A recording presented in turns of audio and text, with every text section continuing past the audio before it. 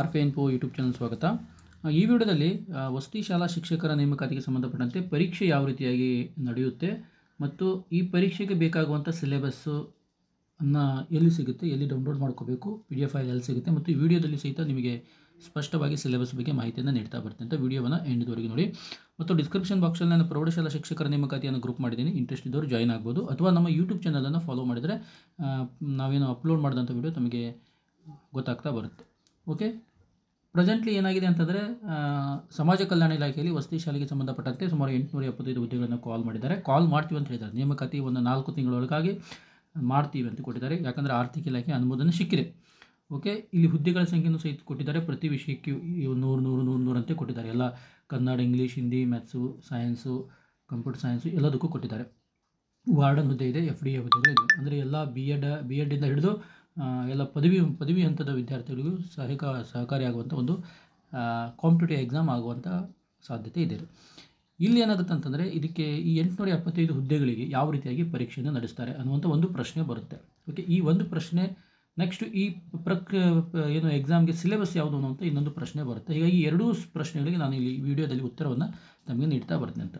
Okay, ಇದು ಹಿಂದಿನ ವರ್ಷ ನಡೆದಂಥ ಪ್ರಕ್ರಿಯೆದ್ದು ಪ್ರೆಸೆಂಟ್ಲಿ ಪ್ರಾಂಶುಪಾಲರ ಹುದ್ದೆಗಳು ಈ ಒಂದು ನೋಟಿಫಿಕೇಷನ್ದಲ್ಲಿ ಇಲ್ಲದೇ ಇರೋದರಿಂದ ನಾನು ಈ ಪ್ರಾಂಶುಪಾಲರ ಹುದ್ದೆಗೆ ಸಂಬಂಧಪಟ್ಟಂಥ ಮಾಹಿತಿಯನ್ನು ಕೊಡೋದಿಲ್ಲ.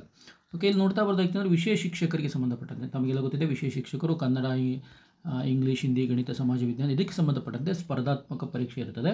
ಈ ಸ್ಪರ್ಧಾತ್ಮಕ ಪರೀಕ್ಷೆ ಏನಿರ್ತದೆ ಅಂದರೆ ಇಲ್ಲಿ ಆಯ್ಕೆ ಪಟ್ಟಿ ಸಿದ್ಧ ಮಾಡಬೇಕಾಗಿತ್ತು ಅಂದರೆ ಸ್ಪರ್ಧಾತ್ಮಕ ಪರೀಕ್ಷೆ 70% ಅಂದರೆ ಅಂಕಗಳನ್ನು ಅಂದರೆ ಪರ್ಸೆಂಟೇಜ್ಗಳನ್ನು ಕನ್ಸಿಡರ್ ಮಾಡ್ತಾ ಬರ್ತಾರೆ. ಓಕೆ, ನೆಕ್ಸ್ಟು ಪದವಿಯಲ್ಲಿ 20%, B.Edನ 10%. ಅಂದರೆ ಈ ವಿಷಯ ಬರೋ ಸಬ್ಜೆಕ್ಟ್ಗಳಿಗೆ 70 ಏನಿದೆ ಕಾಂಪಿಟೇಟಿವ್ ಎಕ್ಸಾಮ್ ಇರ್ತದೆ, 20 ಏನಿದೆ ನಿಮ್ಮ ಡಿಗ್ರಿ ಪರ್ಸೆಂಟೇಜ್ ಇರ್ತದೆ, ಇನ್ನು 10% ಏನಿರ್ತದೆ ನಿಮ್ಮ B.Ed ಪರ್ಸೆಂಟೇಜ್ ಇರ್ತದೆ. ಹೀಗಾಗಿ ಪ್ರೆಸೆಂಟ್ಲಿ ಏನಾಗಿಬಿಟ್ಟಿದೆ, ಈಗ 20 ನಮ್ಮ ಕೈಯಿಂದ ತಪ್ಪು ಹೋಗಿದೆ. ಈಗ 70 ಏನು ಇದೆಯಲ್ಲ ಇದನ್ನು ನಾವು ಕರೆಕ್ಟಾಗಿ ಮಾಡ್ಕೋಬೇಕಾಗಿದೆ, ಆಯ್ಕೆ ಆಗಬೇಕಾಗಿದೆ.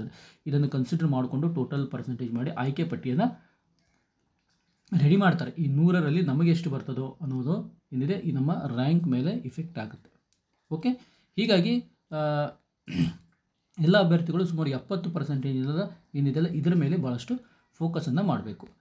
ನೆಕ್ಸ್ಟು ದೈಹಿಕ ಶಿಕ್ಷಕರಿಗೆ ಸಂಬಂಧಪಟ್ಟಂತೆ ಅಲ್ಲಿಯೂ ಸಹಿತ ಕಾಂಪಿಟೇಟಿವ್ ಎಕ್ಸಾಮ್ ಏನಿದೆಯಲ್ಲ 70% ಕಾಂಪಿಟೇಟಿವ್ ಪರ್ಸೆಂಟ್, ಡಿಗ್ರಿ 20 ಕನ್ಸಿಡರ್ ಮಾಡ್ತಾರೆ ಮತ್ತು B.Edನ 10% ಮಾಡ್ತಾರೆ. ಆ್ಯಸ್ ಪರ್ B.Ed ಯಾವ ರೀತಿಯಾಗಿ BA, BSc, B.Ed, BSc, B.Ed ನೇಮಕಾತಿ ಇದೆ ಅದೇ ರೀತಿಯಾಗಿ ಇಲ್ಲಿ ಮಾಡ್ತಾ ಬರ್ತಾರೆ. ನಾವು ಕಂಪ್ಯೂಟರ್ ಸೈನ್ಸ್ ನೋಡ್ತಾ ಬರೋದಾಗಿತ್ತು ಅಂತಂದರೆ ಗಣಕಯಂತ್ರ ಶಿಕ್ಷಕರು ನೋಡ್ತಾ ಬರೋದಾಗಿತ್ತು ಅಂತಂದರೆ 70 ಏನಿದೆ ಕಾಂಪಿಟೇಟಿವ್ ಎಕ್ಸಾಮ್ ಇದೆ, 30 ಪದವಿ ಇದೆ. ಓಕೆ, ಇಲ್ಲಿ B.Ed ಬರೋದಿಲ್ಲ. ಯಾರು ಗಣಕಯಂತ್ರ ಶಿಕ್ಷಕರು ಇರ್ತಾರಲ್ಲ ಇವರ ಅರ್ಹತೆ ಏನು ಅಂತಂದರೆ just degree plus competitive exam ಆಗಿರಬೇಕು. ಈ ಡಿಗ್ರಿ ಯಾವುದು ಅಂತಂದರೆ ಇವರಿಗೆ B.Ed ಮಾಡೋ ಅವಶ್ಯಕತೆ ಇಲ್ಲ. ಗಣಕಯಂತ್ರ ಶಿಕ್ಷಕರಿಗೆ B.Ed ಮಾಡೋ ಅವಶ್ಯಕತೆ ಇಲ್ಲ. ಇವರು ಡಿಗ್ರಿಯಲ್ಲಿ BSc computer science, BCA, MBA, BE engineering, computer science ಮಾಡಿರ್ತಾರಲ್ಲ ಅವ್ರಿಗೆ ಏನಿದೆ ಗಣಕಯಂತ್ರ ಶಿಕ್ಷಕರಾಗಲಿಕ್ಕೆ ಅರ್ಹತೆ ಇದೆ. ಇವರಿಗೆ B.Ed ಅವಶ್ಯಕತೆ ಇಲ್ಲ. ಇದನ್ನು ಸ್ಪಷ್ಟವಾಗಿ ತಿಳ್ಕೊಂಬೇಡಿ. ಓಕೆ, ಅಂದರೆ ಒಟ್ಟಾರೆಯಾಗಿ ಈ ಎಲ್ಲ ಪರೀಕ್ಷೆಗಳಿಗೆ ಒಂದು ಕಾಮನ್ ಆಗಿ ಎಕ್ಸಾಮ್ ಮಾಡ್ತಾರೆ. ಯಾಕಂದರೆ ಅದರಲ್ಲಿ 70% ತೆಗಿಬೇಕಾಗಿರ್ತದೆ. ಅದು ಹೀಗಾಗಿ ಒಂದು ಎಕ್ಸಾಮಲ್ಲಿ ಏನು ಎಕ್ಸಾಮ್ ಮಾಡ್ತಾರೆ ಆ ಎಕ್ಸಾಮ್ನಿಂದ 70% ಮಾರ್ಕ್ಸನ್ನು ಕೌಂಟ್ ಮಾಡ್ತಾ ಬರ್ತಾರೆ. ಉಳಿದಂಥದ್ದು ಏನಿದೆ ನಾವು ಪಡೆದಂಥದ್ದು ಹಿಂದೇನು ಡಿಗ್ರಿ ಮತ್ತು B.Edಲ್ಲಿ ಪಡೆದಿವೋ ಆ ಅಂಕಗಳನ್ನು ಇಲ್ಲಿ ಆ್ಯಡ್ ಮಾಡ್ತಾ ಬರ್ತಾರೆ. ಓಕೆ, ಇದೇನಾಯಿತು ಯಾವ ರೀತಿಯಾಗಿ ಆಯ್ಕೆ ಮಾಡ್ತಾರೆ ಅಂತ. ಹಾಗೆ ಪರೀಕ್ಷೆ ಯಾವ ರೀತಿಯಾಗಿ ನಡೀತದೆ ಅಂತ ನೋಡ್ತಾ ಬರೋದಾಯಿತು ಅಂದರೆ ಇಲ್ಲಿ ಪೇಪರ್ 1, ಪೇಪರ್ 2 ಅಂತ 2 ಪತ್ರಿಕೆಗಳು ಇರ್ತಾವೆ.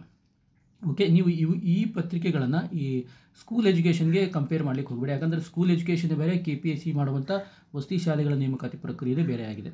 ಓಕೆ, ಇಲ್ಲೇನಿದೆ ಫಸ್ಟ್ ಪೇಪರ್ ಏನಿದೆ ಜನರಲ್ ಪೇಪರ್ ಇರ್ತದೆ. ಇದು ಆಲ್ಮೋಸ್ಟ್ ಅಲ್ಲಿಗೆ ಸಾಮಾನ್ಯವಾಗಿ ಎಲ್ಲರೂ ಗೊತ್ತಿದೆ. ಕಾಂಪಿಟೇಟಿವ್ ಎಕ್ಸಾಮ್ ಬರೆಯುವಂಥವ್ರಿಗೆ ಜನರಲ್ ಪೇಪರ್ ಅಂದ ತಕ್ಷಣ ಯಾವ ರೀತಿಯಾಗಿರ್ತದೆ. ಯಾಕಂದರೆ KPSC ಇದು ಅಲ್ಲೇ ಸ್ಕೂಲ್ ಎಜುಕೇಷನ್ದಲ್ಲಿ ಏನು ಮಾಡ್ತಾರೆ ಇದನ್ನು 3 ಭಾಗವಾಗಿ ಮಾಡ್ತಾ ಬರ್ತಾರೆ, GK, ಸೈಕಾಲಜಿ, ಮೆಂಟಲ್ ಎಬಿಲಿಟಿ ಅಂತೇಳಿ. ಆದರೆ ಇಲ್ಲಿ ವಸತಿ ಶಾಲೆಗಳಿಗೆ ಸಂಬಂಧಪಟ್ಟಂತೆ ಆ ರೀತಿಯಾದಂಥ ಭಾಗಗಳು ಇರೋದ್ರಲ್ಲಿ ಇಲ್ಲಿ KPSC ಮಾಡೋದ್ರಿಂದ ಜನರಲ್ ಆಗಿ ಅವರು KPSC ತಮ್ಮದೇ ಆದಂಥ ರೂಲ್ಸನ್ನು ಫಾಲೋ ಮಾಡಿಕೊಂಡು ಎಕ್ಸಾಮನ್ನು ಮಾಡ್ತಾರೆ.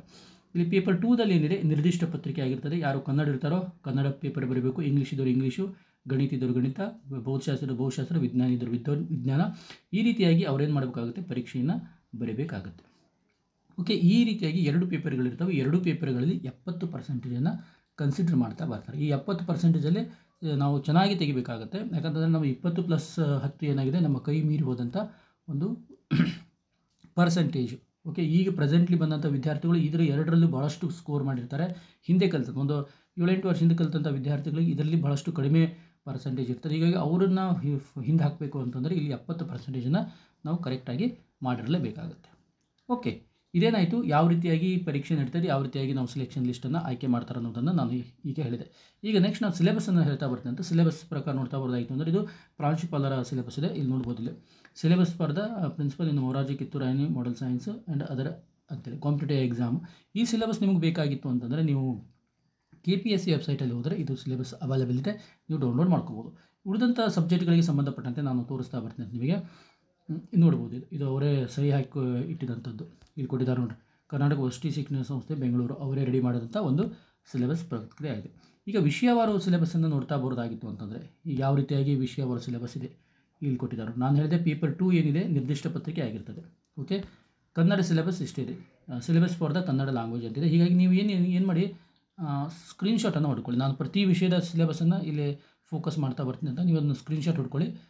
ಅಥವಾ ನಮ್ಮ ಏನು ಪ್ರೌಢಶಾಲಾ ಶಿಕ್ಷಕರ ನೇಮಕಾತಿ ಗ್ರೂಪಿಗೆ ಜಾಯ್ನ್ ಆಗಿ ನಾನು ಅದನ್ನು ಅಲ್ಲಿ ಶೇರ್ ಮಾಡ್ತಾ ಬರ್ತೀನಿ ನಿಮಗೆ.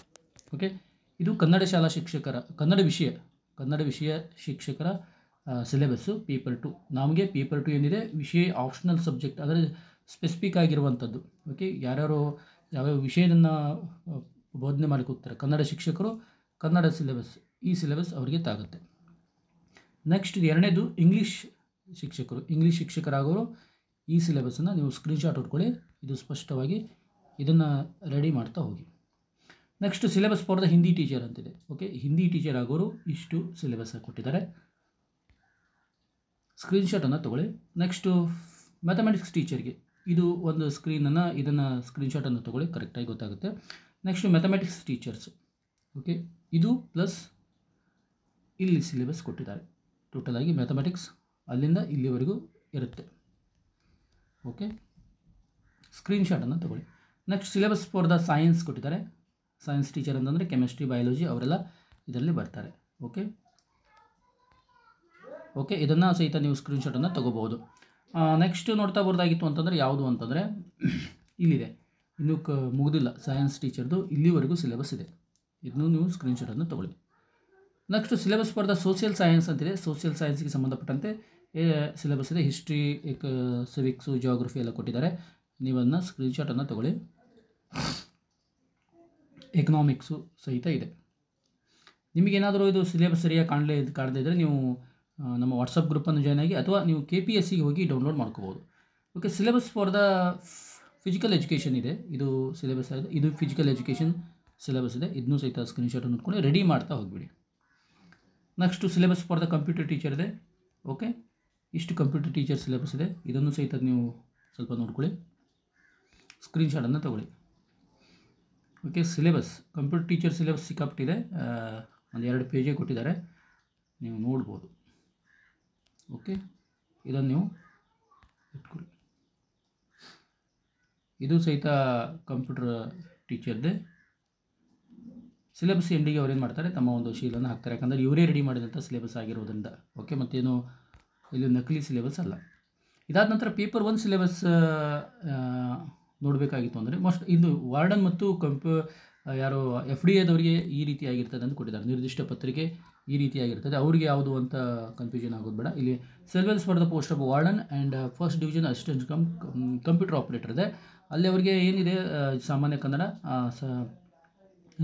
ಸಾಮಾನ್ಯ ಇಂಗ್ಲೀಷು ಮತ್ತು ಕಂಪ್ಯೂಟರ್, ಈ 3 ಏನಿದೆ ಈ ಸಾಮಾನ್ಯವಾಗಿ KPSC ಮಾಡ್ತಿದ್ದಾರಲ್ಲ ಈಗ ಅದನ್ನೇ ಇಲ್ಲಿ ಸಿಲೆಬಸ್ ಇಟ್ಟಿದ್ದಾರೆ. Only for warden and computer operator. ಇವರಿಗೆ ಸ್ಪೆಸಿಫಿಕ್ ಆದಂಥ ಯಾವುದೋ ಪೇಪರನ್ನು ಇಟ್ಟಿಲ್ಲ. ನೆಕ್ಸ್ಟು ಪೇಪರ್ 1 ನೋಡಿರಿ. ಪೇಪರ್ 1 ಎಲ್ಲ ವಿಷಯಗಳಿಗೂ ಸಾಮಾನ್ಯವಾಗಿ ಇರುವಂಥದ್ದು ಇಲ್ಲಿದೆ ನೋಡಿ. ಅಧಿಸೂಚಿಸುವ ಎಲ್ಲ ಹುದ್ದೆಗಳಿಗೆ ಈ ಒಂದಿದೆ. ಇದನ್ನು ನೀವು ಸಹಿತ ಸ್ಕ್ರೀನ್ಶಾಟನ್ನು ನೋಡಿಕೊಂಡು ರೆಡಿ ಮಾಡ್ಕೊಳ್ಳಿ. ಮತ್ತು ಏನಿದೆ ಇಲ್ಲಿ ನೇಮಕಾತಿ ಪ್ರಕಾರ ವಸತಿ ಶಾಲಾ ಶಿಕ್ಷಕರ ಏನು ನೇಮಕಾತಿ KPSCದವ್ರು ಮಾಡೋದರಿಂದ ಅವರು ಒಂದು ಪರೀಕ್ಷಾ ಪದ್ಧತಿನೇ ಬೇರೆ ಇದೆ. ನೀವು ಸ್ಕೂಲ್ ಎಜುಕೇಷನ್ದವ್ರು ಮಾಡುವಂಥ ಪ್ರೌಢಶಾಲಾ ಶಿಕ್ಷಕರ ನೇಮಕಾತಿ ಅವ್ರದ್ದು ಒಂದು ಟೈಪ್ ಸಿಲೆಬಸ್ ಇದೆ. ಹೀಗಾಗಿ ಈಗೇನಾದರೂ ಬದಲಾವಣೆ ಮಾಡ್ತಾರೆ, ಅಧಿಸೂಚನೆ ಹೊರಡಿಸುವಾಗ ಏನಾದರೂ ಬದಲಾವಣೆಯನ್ನು ಮಾಡ್ತಾರೆ ಅನ್ನೋದನ್ನು ನಾವು ಗಮನಿಸಬೇಕಾಗುತ್ತೆ. ಅದಾದ ನಂತರ ಆದರೂ ಸಹಿತ ಸ್ಪೆಸಿಫಿಕ್ ಪೇಪರ್ ಏನಿದೆಯಲ್ಲ, ಇವು ನಿರ್ದಿಷ್ಟ ಪತ್ರಿಕೆಗಳೇನಿದಾವಲ್ಲ, ಈ ವಿಷಯವಾದ ನಿರ್ದಿಷ್ಟ ಪತ್ರಿಕೆಗಳಲ್ಲಿ ಹೆಚ್ಚು ಕಡಿಮೆ ಸ್ವಲ್ಪ ಸಿಲೆಬಸ್ ಚೇಂಜ್ ಆಗ್ಬೋದು ಅಷ್ಟೇ, ಎಲ್ಲವನ್ನೂ ಚೇಂಜ್ ಮಾಡಲಿಕ್ಕೆ ಸಾಧ್ಯ ಇಲ್ಲ. ಓಕೆ, ಹೀಗಾಗಿ ನೀವು ಈಗಲೇ ಏನು ಮಾಡಿ, ಪ್ರಿಪೇರ್ ಮಾಡಿ, ಸಿಲೆಬಸ್ ಡೌನ್ಲೋಡ್ ಮಾಡ್ಕೊಂಡು ನೋಟ್ಸ್ ಕಲೆಕ್ಟ್ ಮಾಡಿ. ಪ್ರಿಪೇರ್ ಆಗೋದು ಬೇಡ, ಒಂದು 15-20 ದಿನ ನೋಟ್ಸನ್ನು ಪ್ರಿಪೇರ್ ಮಾಡ್ಕೊಳ್ಳಿ. ನೆಕ್ಸ್ಟು ಹೇಗಾದರೂ ಕರೆದೇ ಕರೀತಾರೆ. ಈ 2024 ಡಿಸೆಂಬರ್ ಕರೀಲ್ಲ ಅಂದರೂ ಒಟ್ಟಾರೆಯಾಗಿ ಡಿಸೆಂಬರ್ 2025 ಒಳಗಾಗಿ ನೇಮಕಾತಿ ಪ್ರಕ್ರಿಯೆ ಮುಗಿಸೋದ್ರಿಂದ 1 ವರ್ಷ ಟೈಮ್ ಇರ್ತದೆ, ಆರಾಮಾಗಿ ಓದ್ಕೋಬೋದು. ಹೀಗಾಗಿ ಯಾರೂ ಟೈಮ್ ವೇಸ್ಟ್ ಮಾಡ್ಕೋಬೇಡಿ. ಮತ್ತು ನಮ್ಮ ಪ್ರೌಢಶಾಲಾ ಶಿಕ್ಷಕರ ನೇಮಕಾತಿ ವಾಟ್ಸಪ್ ಗ್ರೂಪನ್ನು ಜಾಯ್ನ್ ಆಗಿ ನಾವು ಪದೇ ಏನಾದರೂ ಹೆಚ್ಚಿನ ಮಾಹಿತಿ ಇತ್ತು ಅಂದರೆ ಅದರಲ್ಲಿ ನಾವು ಶೇರ್ ಮಾಡ್ತಾ ಬರ್ತೀವಿ ಅಂತ. Okay, thank you.